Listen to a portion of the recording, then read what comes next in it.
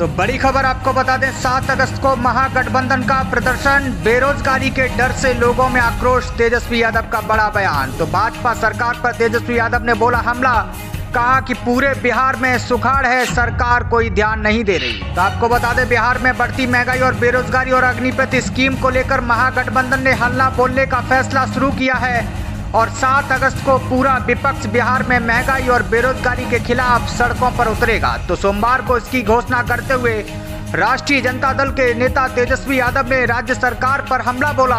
नेता प्रतिपक्ष तेजस्वी यादव की अध्यक्षता में आरजेडी प्रदेश कार्यालय में आज महागठबंधन की बैठक हुई। बैठक में विपक्षी दलों के नेता भी शामिल हुए। तो महागठबंधन की बैठक में यह फैसला लिया गया कि 7 अगस्त को पूरे बिहार में विपक्ष सड़कों पर उतरेगा। तो तेजस्वी यादव ने कहा कि मुहर्रम को देखते हुए तारीख में बदलाव किया गया, पहले ये प्रदर्शन 9 अगस्त को रखा गया था। तो वहीं आपको बता दें, बिहार के पूर्व उप मुख्यमंत्री और नेता प्रतिपक्ष तेजस्वी यादव ने सोमवार को एक संवाददाता सम्मेलन में कहा कि 15 जुलाई को राष्ट्रपति चुनाव में विपक्ष के उम्मीदवार यशवंत सिन्हा का महागठबंधन में शामिल एवं हम तमाम लोग पटना में उनका स्वागत करेंगे। इसके बाद एक मीटिंग होगी जिसमें राष्ट्रपति चुनाव में विधायक, सांसद जो वोटर होते हैं वे सभी इस मीटिंग में मौजूद रहेंगे। राष्ट्रपति चुनाव में बिहार के विधानसभा सदस्यों, लोकसभा और राज्यसभा के सदस्यों के कुल मतों की वैल्यू 81,239 है। तो आपको बता दें, तेजस्वी यादव ने बड़ा हमला बोलते हुए कहा कि नदियों में पानी का स्तर भी बढ़ता जा रहा है, सुखाड़ की जो समस्या है सरकार उस पर ध्यान नहीं दे रही, हम इसकी निंदा करते हैं। आम लोगों को और किसानों को सुखाड़ की परेशानी हो रही है, तो सरकार को पानी की व्यवस्था करनी चाहिए या हर्जाना देना चाहिए। जहां बाढ़ की समस्या है उस पर भी सरकार को ध्यान देना चाहिए। आज बिहार को जरूरत है, जबकि नहीं सोचना ही सरकार का विजन है। तो जरूरत बिहार को नई दिशा देने की है, जो इस ट्रिपल इंजन की सरकार में संभव नहीं है। आइए अब आपको सुनाते हैं क्या कुछ कर रहा है नेता प्रतिपक्ष तेजस्वी यादव। सवाल तो ये पैदा होता है कि चाइना इतनी बड़ी आबादी के बाद भी बहुत चीजों में भारत से आगे क्यों है, इस पे क्यों नहीं चर्चा की जाती। कहां चाइना, कहां भारत। चाइना का दूसरी तरफ हिम्मत भी देखिएगा, भारत में घुस गया और लोग यहां हाथ पे हाथ धरे बैठे, गांव बसा दिया, इंफ्रास्ट्रक्चर बना दिया भारत में।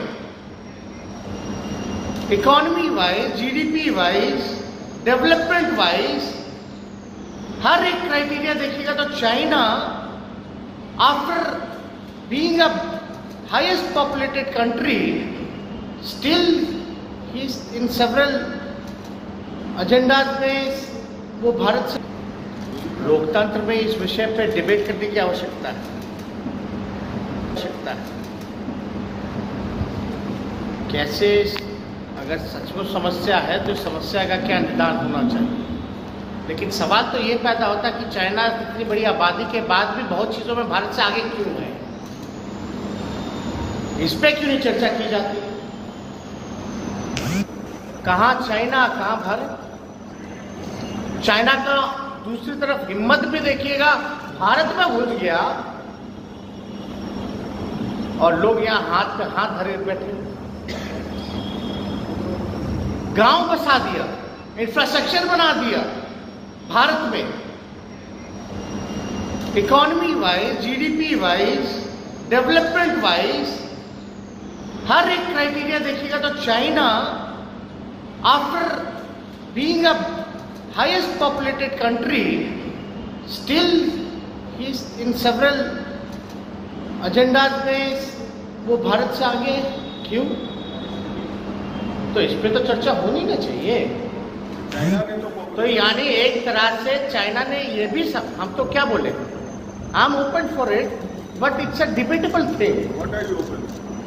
आप जो कह रहे हैं जिस चीज को लेकर के, जिससे सवाल पूछा कि पॉपुलेशन जो है बढ़ रहा है, ये खतरनाक है कि नहीं है, तो ये तो डिबेटेबल चीज है, देखना पड़ेगा वाकई में खतरा है कि नहीं है। लेकिन खतरा होता तो चाइना और चीजों में कैसे भारत से आगे, या और मुल्कों से भारत तो है ही पीछे, और भी जो मुल्क हैं उनसे भी आगे, वो कैसे। चाइना ने भी पॉपुलेशन कंट्रोल पॉलिसी लाया था, चाइना ने अब बदल दिया गया। भारत भी पहले लाई